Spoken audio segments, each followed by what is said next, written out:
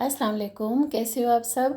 तो आज भी छोटी सी वीडियो आपके साथ शेयर करूंगी। छोटी छोटी सी चीज़ें इसमें मेरे लिए बहुत फ़ायदेमंद रहती है। इंशाल्लाह ताला आपके लिए भी फ़ायदा होगा। जैसे कि बहुत सारी गर्मी पड़ रही है और दूध जो है ये भी बहुत महंगा हमें मिल रहा है। तो जैसे हमारा दूध घर में आता तो हम गर्म करने का करते, गर्म करने के लिए रख देते। लेकिन इसका मसाला ये होता कि कभी ना हम दूध गर्म कर लेते और फिर हमें अर्जेंट बाहर जाना पड़ जाता है। तो फिर हम इसको गरम गरम फ्रिज में भी नहीं रख सकते, हमारी फ्रिज भी ख़राब होती है और हम इसको बाहर भी 5-6 घंटों के लिए नहीं छोड़ सकते। तो हमारा दूध ख़राब होने का भी ख़र्चा होता है। तो इसके लिए अगर ऐसी सिचुएशन हो तो इसके लिए मैं क्या करती हूँ कि ये जो सब्ज़ इलायची होती है ना, हमारे घरों में होती है, ये 2-3 मैं अपने दूध के हिसाब से ले लेती हूँ, अच्छे से खोल के और दूध में डाल देती हूँ। गर्म दूध में ना जब मैं फ्रिज में नहीं रख सकती हूँ, मुझे बाहर जाना पड़ जाता है अर्जेंट, कभी हो जाता है ना इस तरह। तो मैंने अच्छे से इसमें इलायची डाल के मिक्स कर लिया और अभी ना इसको मैं कवर कर लूँगी। मुझे बाहर जाना था तो इस तरीके से मैंने इसमें इलायची डाल दी।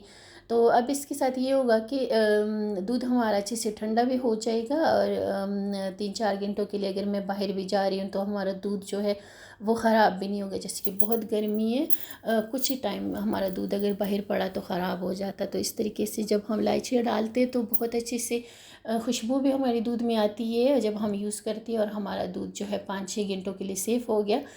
तो अब हमारा दूध ख़राब भी नहीं होगा। तो इस तरीके से करके देखिएगा।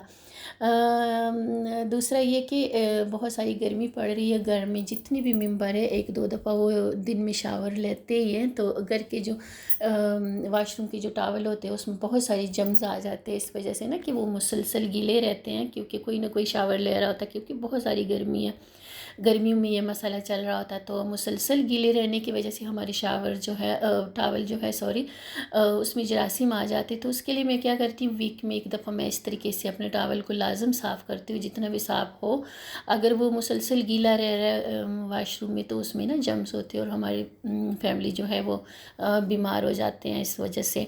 तो उसके लिए मैंने क्या किया, टब में मैंने पानी लिया, उसमें मैंने थोड़ा सा सर्फ डाला और 3 से 4 चम्मच मैंने सफ़ेद सिरका डाला, जैसे कि आपने देखा हम खानों में यूज़ करते हैं।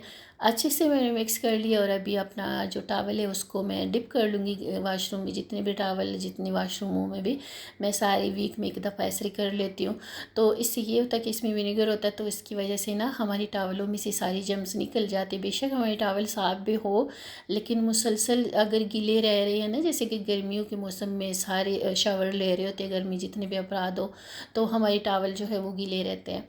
तो इस तरीके से मैं विनेगर के पानी में इसमें डिप करके रख लूँगी 15 से 20 मिनट तक, और फिर इसी पानी के साथ मैं मशीन में डाल के धो लूँगी। तो इससे हमारी जो टावल है वो बिल्कुल जम्स फ्री होंगे। ज़रूर करके देखिएगा, आपके टावल भी जम्स फ्री होंगे और आपके फैमिली जो है वो बीमारियों से बचेगी। इसी तरीके से हमारे नेल पेंट होते हैं ना, जब हम लगाती है, बच्चियाँ लगाती है, जैसे कि अभी ईद भी है तो हर कपड़ों के साथ हमें चेंज कर करके लगानी पड़ती है। मैं तो इतना नहीं यूज़ करती, क्योंकि मुझे फिर इसको लगाना और फिर खुश करना और ये सारा ना बहुत मुश्किल लगता था। तो इसका मैं आसान तरीका आपके साथ शेयर करती हूँ।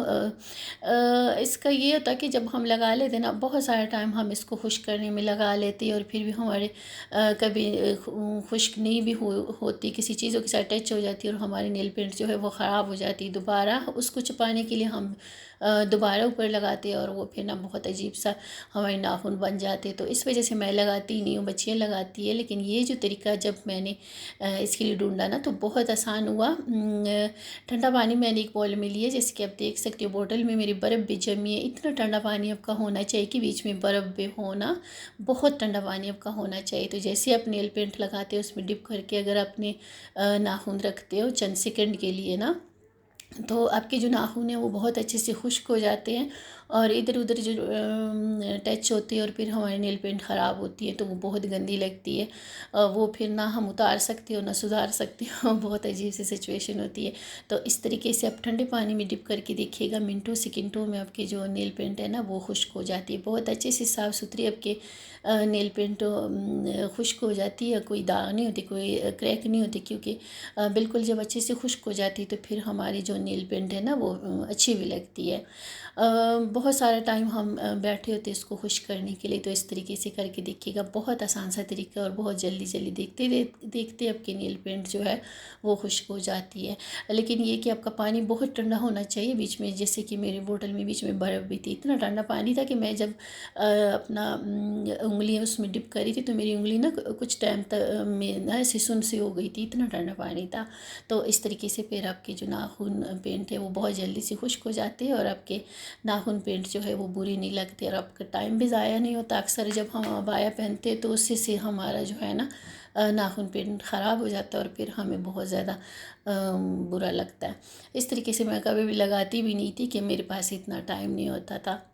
और दूसरा ये कि जो बच्चियाँ आजकल सीख रही है काम को, तो उनके लिए जितना कपड़े धोना और इस्त्री करना मुश्किल है, उतना उनके लिए ना तय लगाना भी मुश्किल है। हमारे लिए भी मुश्किल बन जाती कभी, लेकिन हमें तो प्रैक्टिस होगी, हम कर लेते, लेकिन बच्चियों के लिए बहुत मुश्किल होती है कपड़े तय करना और बहुत सारा टाइम उनका ज़ाया हो जाता है।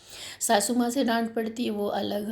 तो इस तरीके से कोई भी बुक या कोई भी गत्ता वगैरह लेके ना इसके बीच में अगर हम रखते हैं ना तो बहुत जल्दी जल्दी हमारे कपड़े जो है वो तय हो जाते हैं, मिनटों सेकंडों में हमारे कपड़े तय हो जाते हैं। जो न्यू न्यू बच्चियाँ सीख रही है उनके लिए बहुत आसान सा ये तरीका है। तो इस तरीके से ना बीच में कोई भी गत्ता बुक या कोई कोई भी ऐसी चीज़ रख ले अपने कपड़ों के हिसाब से और अच्छे से इसको तय करके दोनों तरफ से, और फिर जो भी गत्ता बुक वगैरह रखा हो वो आराम से निकाल ले और आराम से हमारे ना ढेर सारे कपड़े तय हो जाते हैं और हमें ज़रा भी मेहनत नहीं करनी पड़ती। तो इस तरीके से ना आप कितने सारे कपड़े जो है वो तय कर सकते हो, ख़ास तौर पर बच्चियों के लिए बहुत आसानी होगी इससे। अगर आपके आदमियों के कपड़े, औरतों के कपड़े या बच्चों के कपड़े उसी